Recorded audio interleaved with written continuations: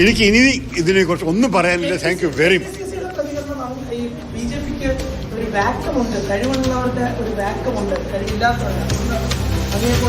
നോക്കൂ, ഞാൻ എല്ലാ വ്യക്തിയുടെയും കോമന്റിനെ കുറിച്ച് എനിക്കും കോമന്റ് തരാൻ ആവശ്യമുണ്ടോ? ഞാൻ പറഞ്ഞ കാര്യങ്ങളെക്കുറിച്ച് നിങ്ങൾ ചോദിച്ചോളൂ. പക്ഷേ ഇനി മറ്റേവരുടെ കോമന്റ്സ് അവരോട് ചോദിക്കൂ കേട്ടോ. Thanks very much. All the best. കണ്ട് സംസാരിച്ചതാണ്. രാജ്യം ആവശ്യപ്പെട്ടു, താൻ ആ കാര്യം നിർവഹിക്കുന്നു എന്നുള്ളതാണ് അദ്ദേഹത്തിന്റെ ഏറ്റവും അടിസ്ഥാനപരമായിട്ടുള്ള മറുപടി നൽകിയിരിക്കുന്നത്. രാഷ്ട്രീയമല്ല ഇതിൽ നോക്കിക്കാണുന്നത്, അത് ദേശസേവനമാണ്. കോൺഗ്രസ് അതിൽ മറ്റാരുടെയെങ്കിലും പേര് നൽകിയിട്ടില്ലെങ്കിൽ, തന്റെ പേരിലെങ്കിൽ അത് അവരോട് പോയി ചോദിക്കൂ എന്നുള്ളതാണ് തരൂരിന്റെ മറുപടി. കോൺഗ്രസ് ഔദ്യോഗികമായി നൽകിയ പേര്, രാഹുൽ ഗാന്ധി നൽകിയ പേരിൽ ശശി തരൂരിന്റെ പേര് ഉണ്ടായിരുന്നില്ല. അത് വലിയ തോതിൽ ചർച്ച ചെയ്യപ്പെടുകയാണ്. അതിനിടയിലാണ് ശശി തരൂരിനെ കേന്ദ്ര സർക്കാർ ഈ ഡെലിഗേഷന്റെ ഭാഗമായി ഉൾപ്പെടുത്തിയത്. തരൂർ ആ ഡെലിഗേഷന്റെ ഭാഗമായി വരുമ്പോൾ ജയറാം രമേശിന്റെ ഭാഗത്ത് നിന്ന് വലിയ വിമർശനം ഉണ്ടാകുന്നുണ്ട്. അദ്ദേഹത്തിന്റെ പോസ്റ്റും പ്രത്യക്ഷപ്പെട്ടിരുന്നതാണ്. ഇപ്പോൾ പുറത്തു വന്നിരിക്കുന്ന പട്ടികയനുസരിച്ച് ഒരു സംഘത്തെ നയിക്കുന്ന ശശി തരൂരാണ്. മറ്റു സംഘത്തെ രവിശങ്കർ പ്രസാദ് നയിക്കും. BJP നേതാവ് സഞ്ജയ് കുമാർ ഝാ JDU-ൽ നിന്ന്, ബൈജയന്ത് പാണ്ഡ BJP-യിൽ നിന്ന്, കനിമൊഴി DMK-യുടെ പ്രതിനിധിയായി DMK-യിൽ നിന്ന് കനിമൊഴിയാണ് ഈ സംഘത്തിൽ നയിക്കാനായി ഒരു സംഘത്തെ ചുമതലപ്പെടുത്തിയിരിക്കുന്നത്. സുപ്രിയ സുലെയും ഇന്ത്യ സഖ്യത്തിൽ നിന്ന് DMK-യുടെയും NCP-യുടെയും നേതാക്കൾ ഈ ഡെലിഗേഷന്റെ ഭാഗമായി വരുന്നുണ്ട്.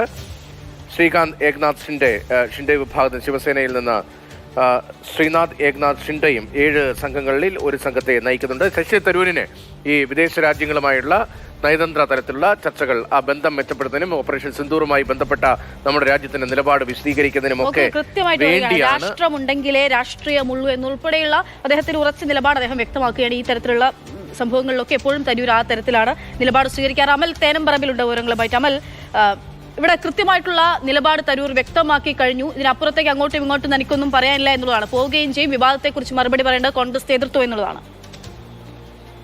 തരൂർ തന്റെ നിലപാടിൽ ഉറച്ചു നിൽക്കുകയാണ്. കേന്ദ്ര സർക്കാരാണ് തന്നെ ഇത്തരം ഒരു ചുമതല ഏൽപ്പിച്ചത്. ആ ചുമതല ഏൽപ്പിച്ചത് ഒരു പൗരൻ എന്നുള്ള നിലയിൽ ഏറ്റെടുക്കുകയാണ്. അത് പൗരന്റെ കടമയാണ് എന്നുള്ളതാണ് തരൂർ പറഞ്ഞു വെക്കുന്നത്. അതായത് ആദ്യം പറഞ്ഞ നിലപാടിൽ നിന്നും തരൂർ പിന്നോട്ട് പോകുന്നില്ല. ജയ്ഹിന്ദ് എന്നുള്ളതായിരുന്നു തരൂരിന്റെ ആദ്യ പ്രതികരണം.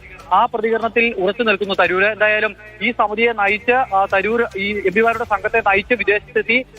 ഈ പഹൽഗാമിലും അതോടൊപ്പം തന്നെ അതിനുശേഷം ഇന്ത്യ നടത്തിയ പ്രത്യാക്രമണത്തെ സംബന്ധിച്ചും മറ്റ് രാജ്യങ്ങൾക്ക് മുന്നിൽ ഇന്ത്യക്ക് എന്താണോ പറയാനുള്ളത് അത് വിശദീകരിക്കും എന്ന് തന്നെ തരൂർ പറയുകയാണ്. അത് കോൺഗ്രസ് നൽകിയ പട്ടികയിൽ തരൂരിന്റെ പേരുണ്ടായിരുന്നോ ഇല്ലയോ എന്നുള്ള പ്രശ്നത്തിൽ ഒന്നും തരൂർ ഗൗരവമായി കാണുന്നില്ല എന്നുള്ളത് തന്നെയാണ്. താങ്കളെ അപമാനിക്കാൻ എന്തെങ്കിലും തരത്തിലുള്ള ഒരു ശ്രമം നടക്കുന്നുണ്ടോ, തുടർച്ചയായി ഇത്തരം വിഷയങ്ങൾ ഉണ്ടാകുന്നുണ്ടല്ലോ എന്നുള്ള മാധ്യമപ്രവർത്തകരുടെ ചോദ്യത്തിന് തന്നെ അങ്ങനെ അപമാനിക്കാനാവില്ല എന്നുള്ളതാണ് തരൂർ പറഞ്ഞു വെക്കുന്നത്. നമുക്ക് നമ്മുടെ വിലയുണ്ട് എന്നുള്ളതാണ് തരൂരിന്റെ മറുപടി. അതായത് നിലപാടിൽ നിന്നും പാർട്ടി ഈ വിഷയത്തിൽ പാർട്ടിയുടെ അനുമതി തേടേണ്ടതുണ്ടോ എന്ന് വീണ്ടും ആവർത്തിച്ച് ചോദിച്ചു. ആ ചോദ്യത്തിനും തരൂരിന്റെ മറുപടി തന്നെ സർക്കാരാണ് തന്നെ സർക്കാരാണ് ഈ ചുമതല ഏൽപ്പിച്ചിരിക്കുന്നത്. MP എന്നുള്ള നിലയിൽ ഉത്തരവാദിത്തമാണ് എന്ന് തരൂർ ആവർത്തിക്കുകയാണ്. കൂടുതൽ വിവാദങ്ങൾക്കില്ല എന്നും തരൂർ പറയുന്നു. ഇനിയിപ്പോൾ കോൺഗ്രസ് ഹൈക്കമാൻഡിന്റെ തീരുമാനം ഈ വിഷയത്തിൽ എന്താകും, എന്ത് പ്രതികരണമാകും അവർ നടത്തുക എന്നുള്ളതാണ് ഏറ്റവും ശ്രദ്ധയോടുകൂടി നമ്മൾ നോക്കിക്കാണുന്നത്. ഇന്നിപ്പോൾ കേരളത്തിൽ നിന്ന് തന്നെ 2 നിലപാട് ഈ വിഷയവുമായി ബന്ധപ്പെട്ടുണ്ടായി. ഇന്നലെ ഈ തരൂരിന്റെ പേര് കൂടി ഈ സംഘത്തിൽ ഉൾപ്പെട്ടിട്ടുണ്ട്. തരൂർ ഈ സംഘത്തെ നയിക്കാനായി എത്തുന്നു എന്ന വാർത്ത വന്നപ്പോൾ കേരളത്തിലെ സോഷ്യൽ മീഡിയ ഹാൻഡിലുകൾ, പ്രത്യേകിച്ചും കോൺഗ്രസ് സോഷ്യൽ മീഡിയ ഹാൻഡിലുകൾ ഉണ്ടായിരുന്ന ഒരു ആഹ്ലാദം എന്ന് പറയുന്നത് BJP-യിൽ കൊള്ളാവുന്ന ആളുകൾ ഇല്ലാത്തത് കൊണ്ട് കോൺഗ്രസിന്റെ ഒരു പ്രതിനിധിയെ നിയോഗിക്കുന്നു എന്നുള്ള തരത്തിലാണ് പറഞ്ഞിരുന്നത്. ഇന്നിപ്പോൾ KPCC-യും ആദ്യഘട്ടത്തിൽ തരൂരിനെ അങ്ങനെ തുറന്ന് എതിർക്കേണ്ടതില്ല എന്നുള്ളതായിരുന്നു പ്രധാനപ്പെട്ട നേതാക്കളോടെല്ലാം സംസാരിക്കുമ്പോൾ പറയുന്നത്. പക്ഷേ അതിനുശേഷം പിന്നീട് പരസ്യ പ്രതികരണങ്ങൾക്ക് അവരാരും തയ്യാറാകുന്നില്ല. ഹൈക്കമാൻഡാണ് വിഷയത്തിൽ നിലപാട് പറയേണ്ടത്. അവർ പറയട്ടെ.